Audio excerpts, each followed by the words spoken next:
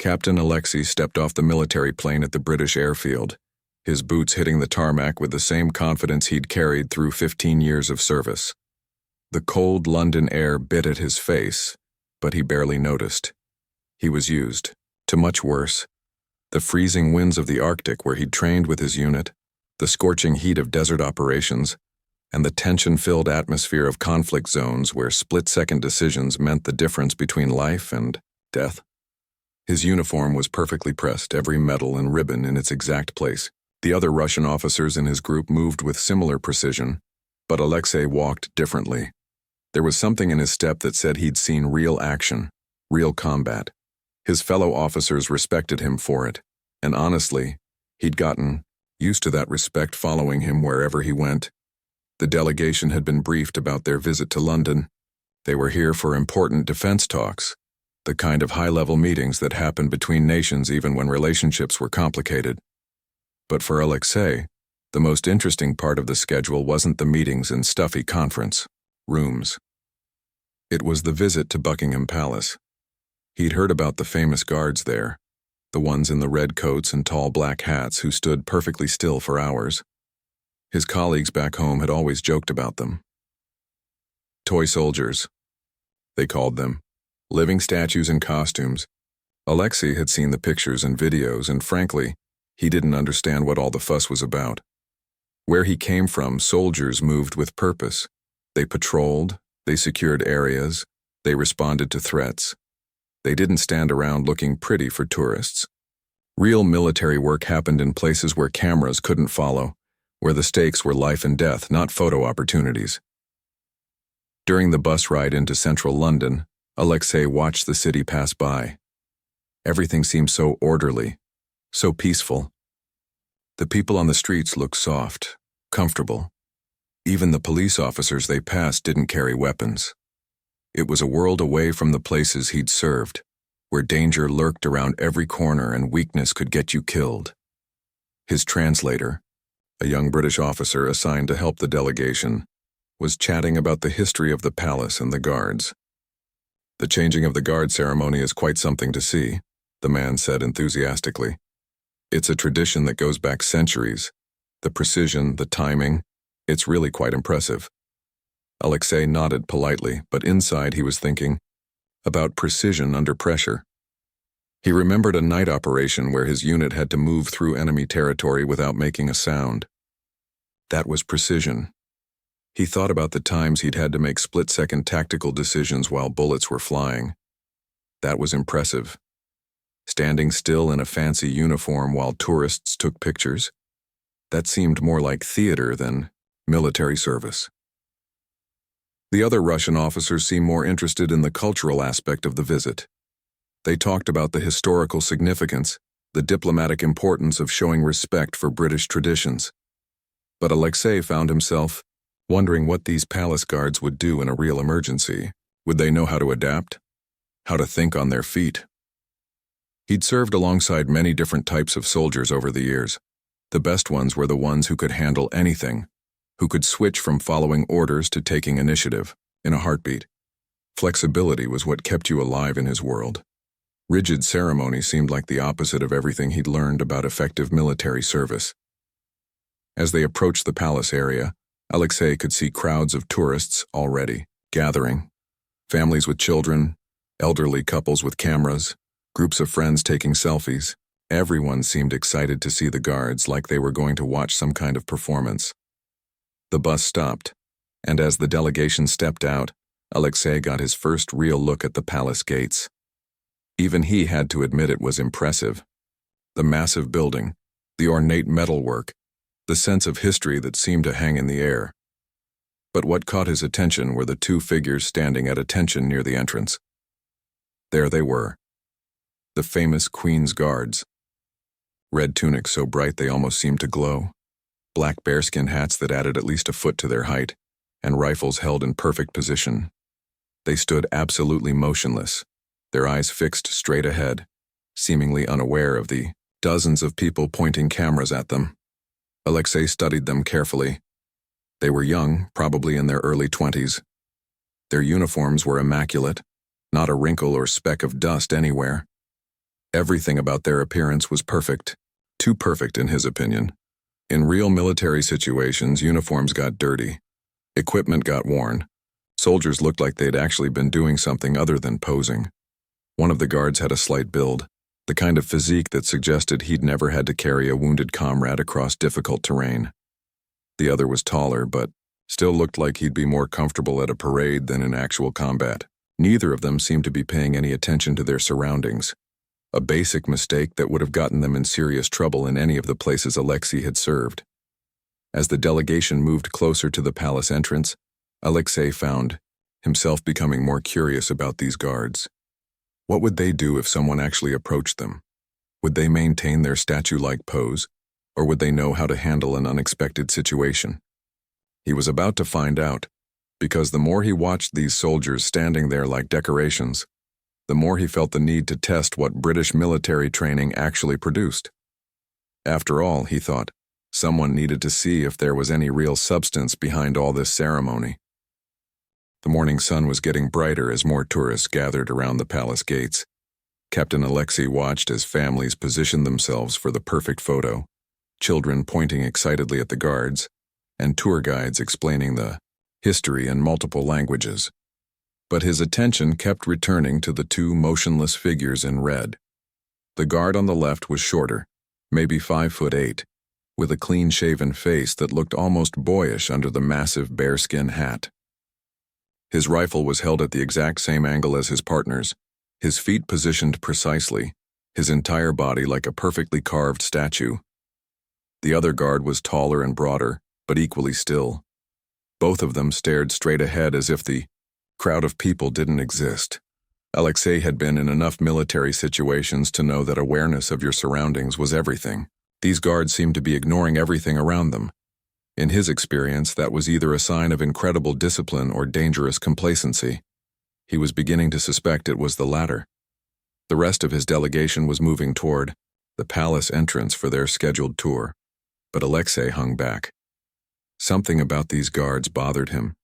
Not just their stillness, but the whole setup. They were clearly meant to be impressive, but to him, they looked vulnerable. What if someone with bad intentions approached? What if there was a real security threat? He'd spent years in places where threats could come from anywhere. A seemingly innocent civilian could be carrying a weapon. A quiet morning could turn deadly in seconds. These guards seemed completely unprepared for that kind of reality. They were so focused on their ceremony that they'd forgotten the actual purpose of being a soldier. A group of teenagers had started taking selfies very close to the guards, making faces and trying to get a reaction. The guards didn't even blink. One of the teens waved his hand right in front of the shorter guard's face. Nothing. Another pretended to march alongside them. Still nothing. Alexei found this both fascinating and concerning. Where was the line? How far could someone push before these guards would actually do something? In his military training, they'd learned to be alert to every situation, to read people's intentions, to respond before a threat became dangerous. These guards seemed to have trained themselves to ignore everything. The Russian officer in him was genuinely curious now. This wasn't just about testing their discipline anymore. This was about understanding what kind of military training produced soldiers who could ignore potential threats so completely. Were they really that well trained? Or were they just following orders without thinking? He noticed that while the guards themselves were motionless, there were other people around. Some men in regular clothes stood at various points watching the crowd. They looked more alert, more aware. These were probably the real security, he thought. The guards were just for show, and the actual protection was handled by others. This made more sense to him. The guards were essentially performers, and the real security work was being done by professionals who understood that threats don't announce themselves. But if that was the case, why did everyone make such a big deal about these ceremonial soldiers? As his delegation moved further into the palace area, Alexei made a decision. He was going to find out what these guards were really made of. Not to cause trouble, but to satisfy his professional curiosity. After all, he was a visiting military officer. Surely it would be appropriate for him to introduce himself to fellow soldiers. He approached the shorter guard first, the one who looked the youngest. Up close, he could see that the guard's uniform was even more detailed than he'd realized. Every button was polished, every piece of equipment was perfectly positioned. The rifle looked real enough, though he wondered if it was actually loaded. Standing, directly in front of the guard, Alexei could see that the young man's eyes were focused on something far in the distance. His breathing was controlled and steady. There was definitely discipline here, but was there anything else? "Excuse me," Alexei said in his accented English, speaking clearly but not loudly. The guard's eyes didn't shift, didn't even seem to register that someone was speaking to him. Interesting. Alexei tried again, this time introducing himself properly. "I am Captain Alexei Volkov, Russian Naval Infantry. I would like to speak with you about your duties here." He used his full title and rank, the same introduction that had opened doors and commanded respect in military situations around the world. Still nothing. The guard continued staring straight ahead, as if Alexei wasn't there. A few tourists had started to notice the interaction, or lack thereof, and were pulling out their phones to record what might happen next. Now Alexei was genuinely puzzled. In every military culture he knew, when a senior officer addressed a soldier, there was some kind of response. Maybe not a conversation, but at least an acknowledgement of rank and authority. This complete silence seemed almost disrespectful. He stepped slightly to the side, positioning himself more directly in the guard's line of sight. "Soldier, I am speaking to you. In the Russian military, when an officer addresses you, you respond appropriately." His voice carried the authority he was used to projecting, the tone that had gotten results in challenging situations. The guard's expression didn't change. His eyes remained fixed on that distant point. His rifle stayed in exactly the same position. It was as if Alexei didn't exist. This was starting to feel less like discipline and more like defiance. Or maybe it was just incompetence. Perhaps these guards had been trained to follow their ceremonial duties so rigidly that they'd forgotten how to think for themselves. A small crowd was gathering now, sensing that something unusual was happening. Alexei was aware of the phones being pointed in his direction, but he was too focused on understanding the situation to worry about being recorded. He'd dealt with unresponsive soldiers before, usually ones who were trying to hide something or who had been poorly trained. Sometimes a more direct approach was necessary to get through to them. These British guards were about to learn that ignoring a visiting officer wasn't going to work. Captain Alexei was getting frustrated. He'd served in some of the toughest places on Earth, commanded respect from hardened soldiers, and handled diplomatic situations with foreign militaries. But here he was, being completely ignored by what looked like a kid in a costume. The crowd around him was growing larger. He could hear whispers in different languages, tourists wondering what was happening, some taking videos, others just watching with curious expressions. A few British people in the crowd looked uncomfortable, like they knew something was about to go wrong. Alexei decided to change his approach. Maybe these guards had been trained to ignore casual conversation, but surely they would respond to a direct military inspection. After all, he was a visiting officer on an official diplomatic mission. That had to count for something. He moved closer to the guard, close enough that he could see the young man's face clearly. The guard couldn't be more than 22 or 23 years old. His skin was pale, probably from spending most of his time indoors or in the British weather. There were no scars, no signs of the kind of experience that came from real military action. "Listen to me carefully," Alexei said, his voice carrying the command tone he'd perfected over years of leading men in difficult situations. "I am here on official business. I need to understand your security procedures and discuss your protocols with your commanding officer." Still nothing. The guard's eyes remained fixed on that invisible point in the distance. His breathing stayed perfectly even. It was like talking to a wax figure. This was beyond frustrating now. In Alexei's world, when you ignored a superior officer, there were consequences. When you failed to respond to legitimate questions about security, that was a serious problem. These guards seemed to think their little ceremony was more important than actual military courtesy. He'd seen similar behavior before, but only from soldiers who were either poorly trained or who thought they were above following proper protocol. Usually, a more direct approach was needed to get through to them. Sometimes you had to show weakness before people respected strength. Alexei raised his voice, not shouting, but speaking loudly enough that everyone nearby could hear him clearly. I am Captain Alexei Volkov of the Russian Naval Infantry. I have served in combat zones around the world. I am trying to conduct official military business with you, and you are showing disrespect to a visiting officer. A few people in the crowd shifted uncomfortably. Some of the British tourists looked embarrassed, while others seemed to be waiting to see what would happen next. The phones recording the scene multiplied as word spread that something interesting was developing. The guard's face remained completely neutral. Not a muscle moved. Not even a blink that might suggest he'd heard anything at all. To Alexei, this was starting to look less like discipline and more like defiance. Or maybe these guards were just not very bright. He thought about the soldiers he'd served with over the years. Real soldiers knew when to follow orders and when to think for themselves. They understood that military courtesy was important, but that flexibility and awareness were what kept people alive in dangerous situations. These guards seemed to have been trained to follow one set of instructions no matter what happened around them. Are you even armed with live ammunition? Alexei asked, gesturing toward the guard's rifle. In a real emergency, would you know what to do, or would you just stand there like a statue?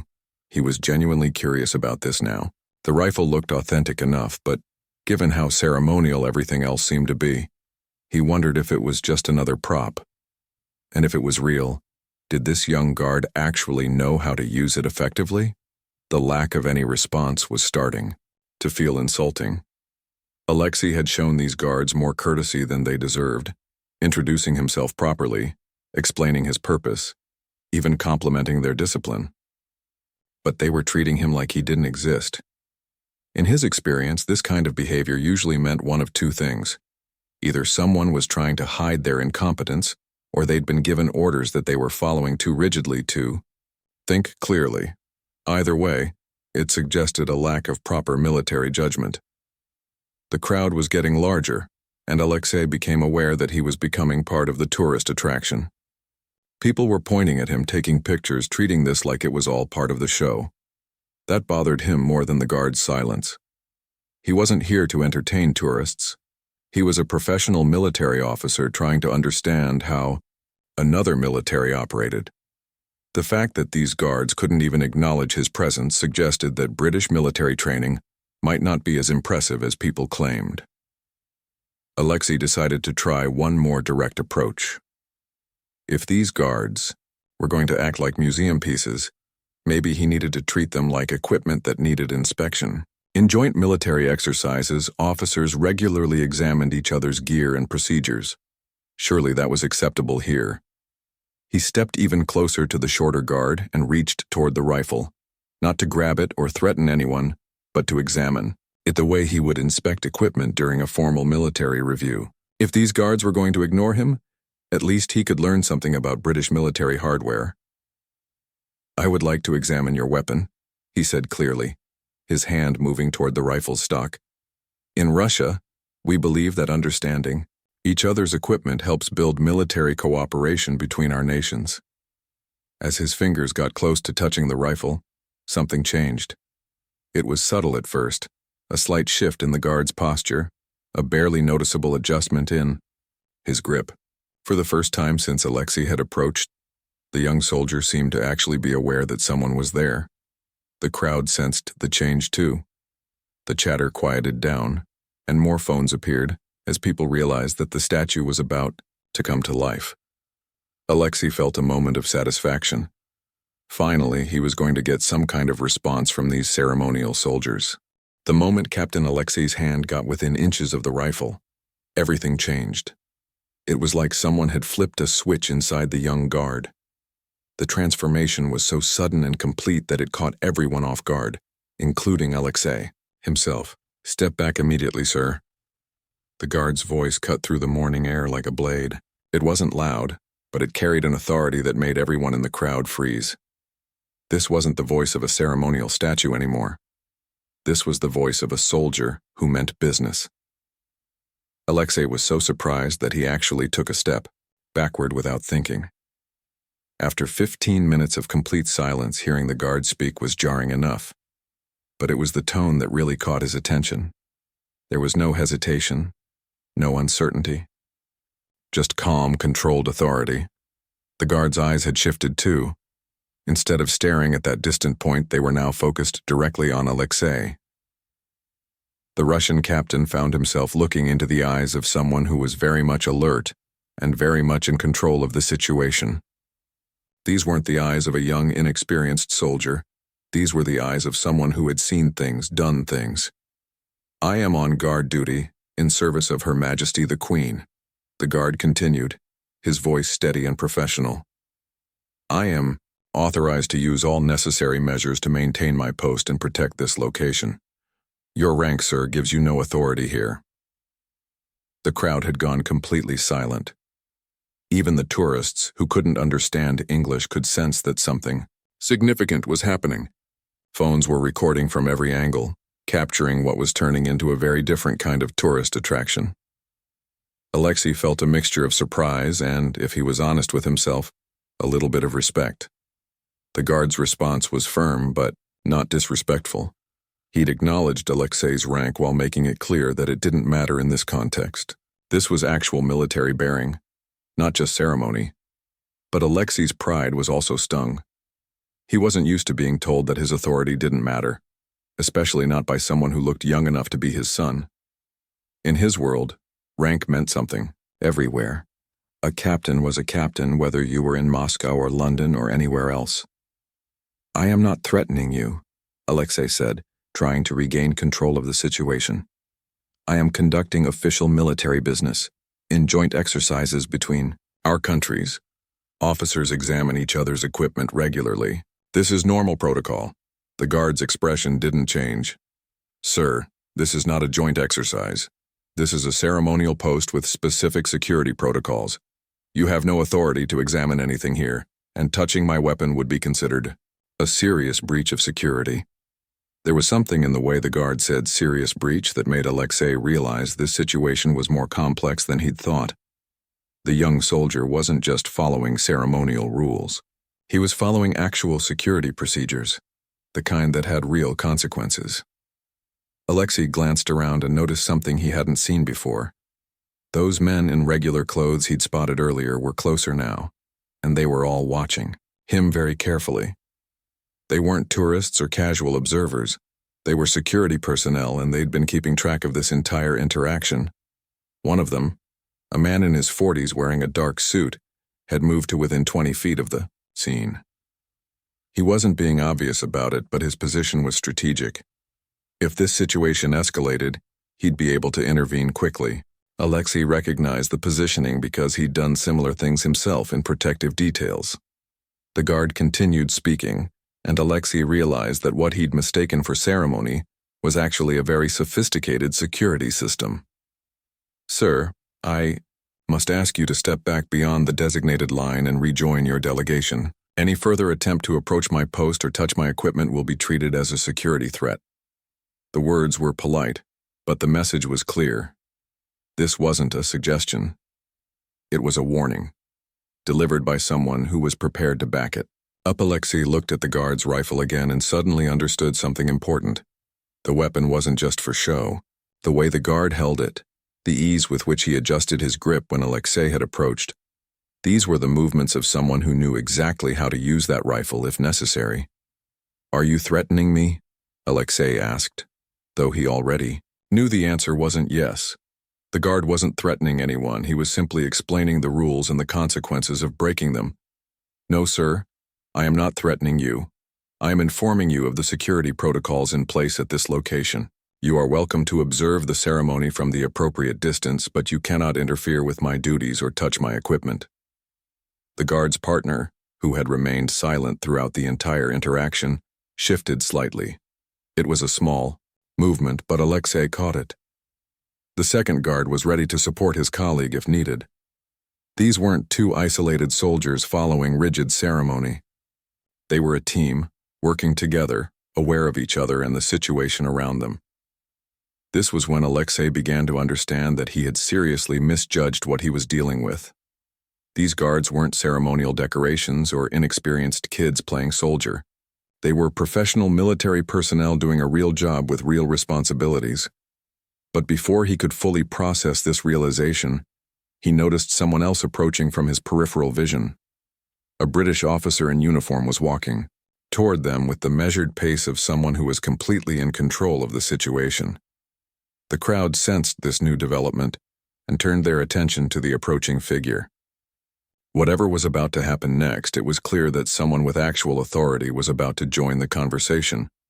Alexei straightened his uniform and prepared to deal with what was obviously going to be the commanding officer of these guards. Finally, he thought, he would be dealing with someone who understood military protocol and officer-to-officer courtesy.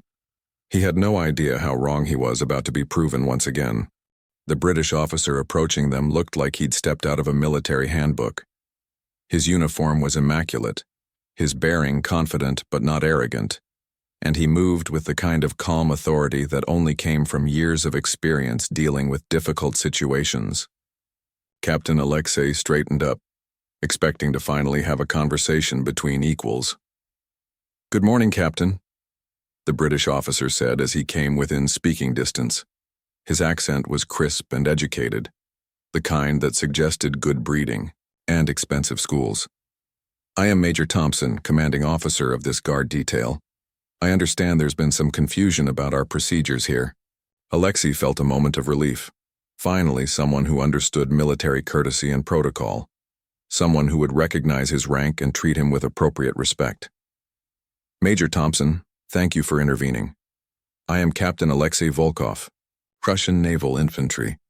I was simply trying to conduct some professional military observations, but your guards seem to have misunderstood my intentions." The major smiled politely, but there was something in his eyes that suggested he understood the situation perfectly well.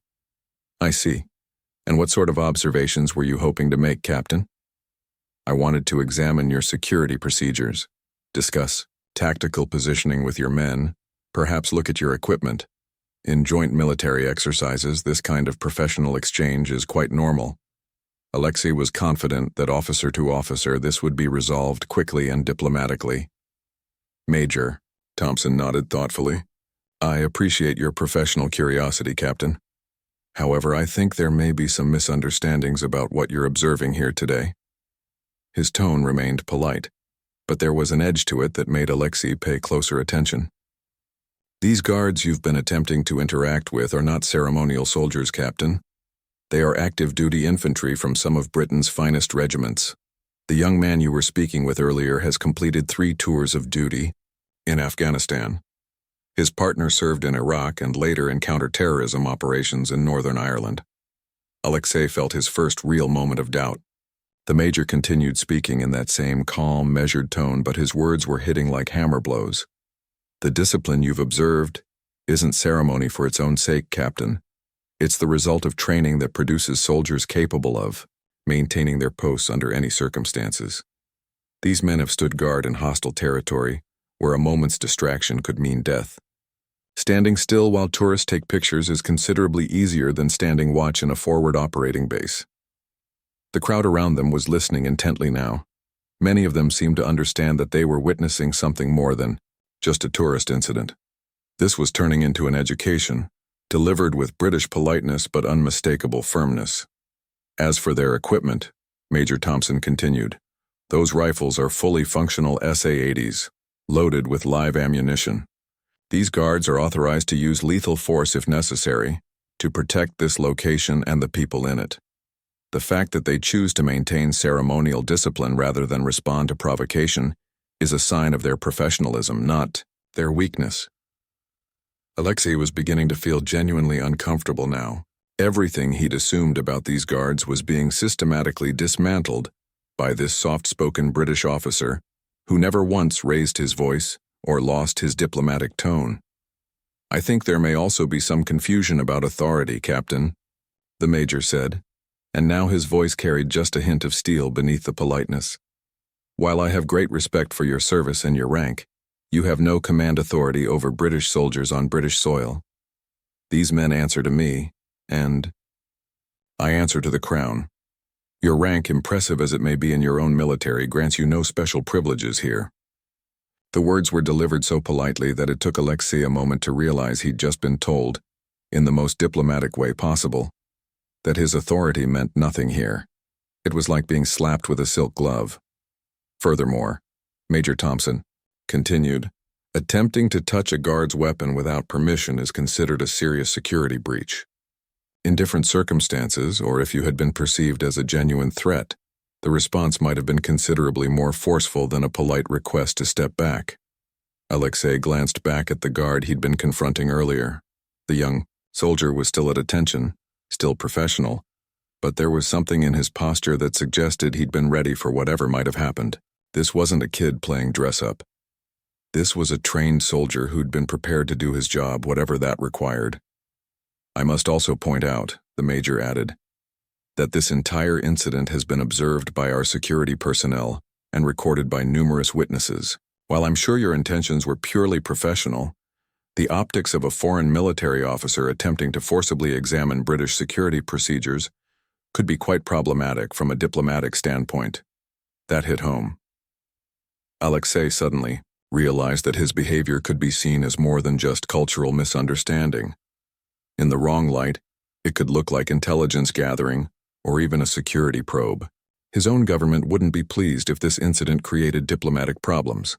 The major seemed to sense his realization.